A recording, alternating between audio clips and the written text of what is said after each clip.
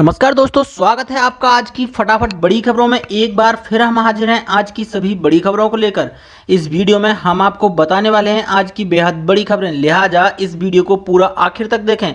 इसलिए दोस्तों इस वीडियो को लाइक और शेयर भी जरूर कर दें। आज की बड़ी खबरों में हम आपको बताएंगे, जी हाँ दोस्तों, कोरोना के लक्षणों की हुई पहचान। संक्रमित होते ही सबसे पहले दिखेगा ये सिम्टम्स। कोरोना वायरस को लेकर आए संक्रमितों में आए दिन नए नए लक्षण दिखाई दे रहे हैं। प्राथमिक तौर पर मिले संक्रमण में सर्दी, जुकाम, बुखार, सूखी खांसी जैसे लक्षण मिले थे।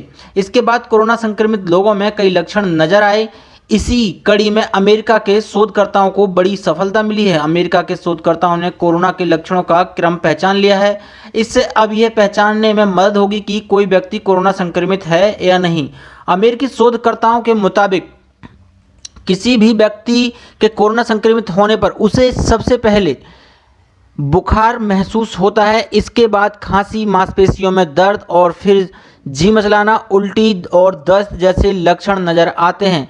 शोधकर्ताओं ने दावा किया है कि कोरोना के लक्षणों का क्रम से पता चलने से डॉक्टर को मरीज का इलाज करने में आसानी होगी। इस बारे में डॉक्टर्स का कहना है कि अगर हमें बीमारी का समय से पहले पता चलने पर इस पर नियंत्रण किया जा सकता है, वही कोरोना जैसे फ्लू बीमारियों से कब पार पाया जा सकेगा, इसका भी पता लगाया जा सकता है। बुखार और खांसी अक्सर अलग अलग सांस की बीमारियों से जुड़े होते हैं, जिनमें मिडिल ईस्ट रेस्पिरेटरी सिंड्रोम यानी मर्स और सार्स भी शामिल हैं। इसके अलावा शोध के अन्य लेखक जोसेफ लॉर्सन ने कहा कि क्रम पहचानने से मरीज के इलाज के लिए सही दिशा मिल सकेगी।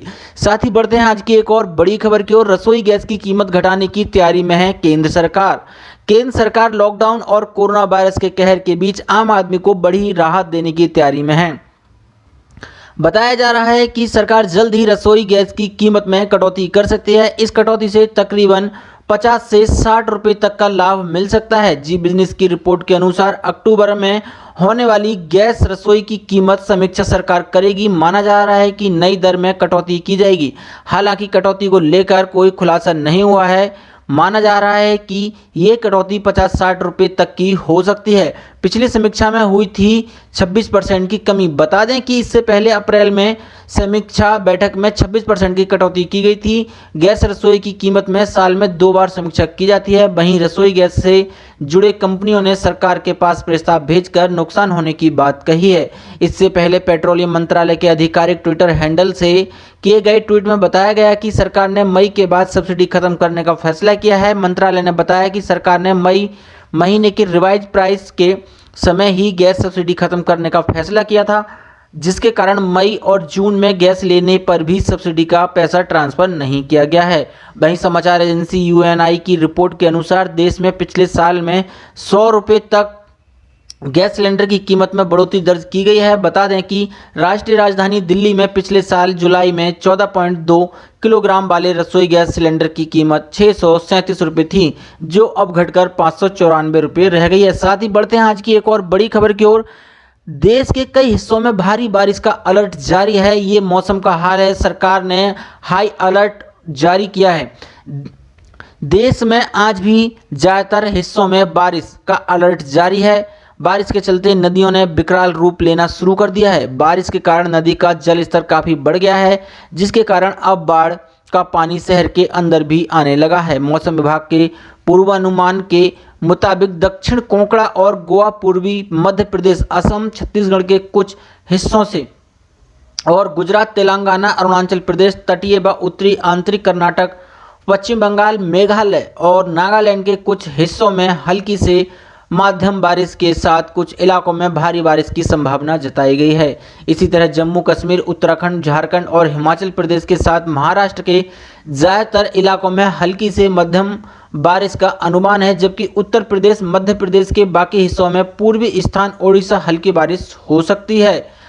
पुणे और सतारा में भारी बारिश का रेड अलर्ट जारी कर दिया है। मौसम विभाग ने महाराष्ट्र के पुणे और सतारा में भारी बारिश का रेड अलर्ट जारी किया है। मुंबई, रायगढ़ और पालघर में आज तेज बारिश हो सकती है। बताया जा रहा है कि मंगलवार को बारिश में कमी आने से मौसम विभाग ने इन दोनों ही जगहों पर 24 घंटे में न्यूनतम 204.5 मिमी बारिश होने की संभावना जताई है। वहीं गुजरात में अगले 3 दिन तक होती रहेगी बारिश। गुजरात में पिछले 3 दिन से हो रही बारिश, जोरदार बारिश अगले 3 दिन तक जारी रह सकती है। लगातार हो रही बारिश के चलते कई शहरों में बाढ़ का खतरा बढ़ गया है। सूरत में जहां बाढ़ के हालात बन गए हैं, तो वहीं बड़ोदरा शहर के अंदर भी पानी भर गया है।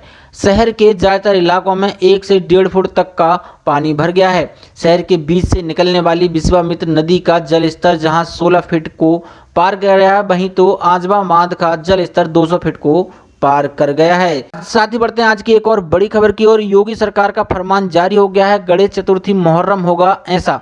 जारी हुई गाइडलाइन। यूपी सरकार ने राज्य में कोरोना संक्रमण की गंभीर स्थिति को देखते हुए मुहर्रम व गणेश महोत्सव को लेकर गाइडलाइन जारी कर दी है। सोमवार को जारी गाइडलाइन के मुताबिक जहां आगामी 22 अगस्त को गणेश चतुर्थी पर सार्वजनिक स्थलों पर पंडाल नहीं सजाए जाएंगे, तो वहीं आगामी 30 अगस्त से शुरू हो रहे मुहर्रम के दौरान भी जुलूस या ताजिया निकालने पर भी रोक रहेगी। सरकार ने प्रशासन को कड़ी सुरक्षा व्यवस्था रखने के निर्देश जारी कर दिए हैं।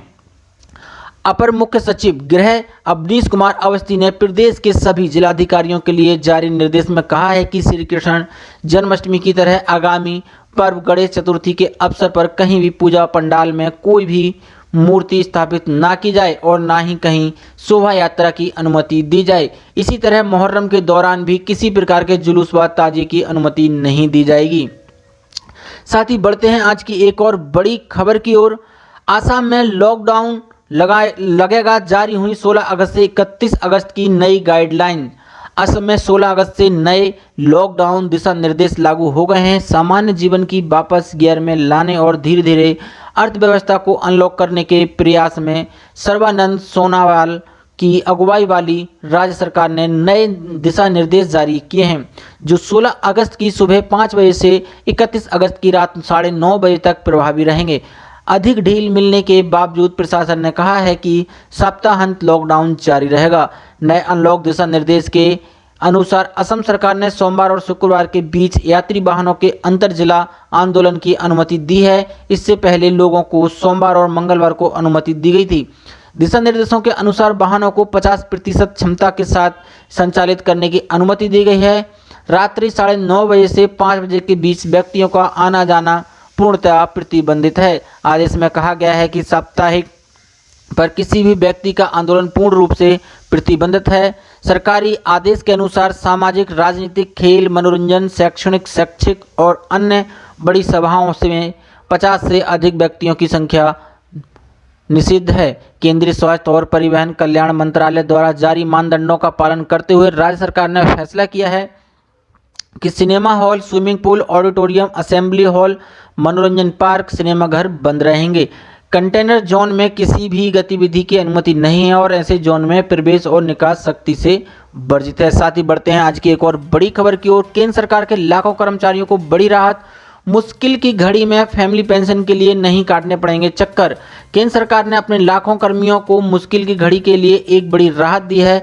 अगर किसी कर्मी की सेवा काल के दौरान मृत्यु हो जाती है तो उसके परिजन को प्रोविजनल पेंशन के लिए कार्यालय के चक्कर नहीं काटने पड़ेंगे। एक मेज से दूसरी मेज तक कछुआ गति से आने वाली फाइलों का इंतजार नहीं होगा। इसके लिए केंद्र सरकार ने सीसीएस पेंशन नियम 1972 के रूल 80A के तहत लागू की गई प्रावधानी में ढील दी है। फॉर्म 14 के साथ यदि संबंधित कर्मी की मृत्यु का प्रमाण पत्र और बैंक डिटेल दी जाती है व इससे मुख्यालय संतुष्ट है तो उसी वक्त फैमिली पेंशन जारी कर दी जाएगी। मृत्यु ग्रेच्युटी जारी होने के नियमों में बदलाव नहीं किया गया है। यदि किसी कर्मी की प्रोविजनल पेंशन ज़्यादा चली गई है तो बाद में उसे मृत्यु ग्रेच्युटी की राशि में से काट लिया जाएगा।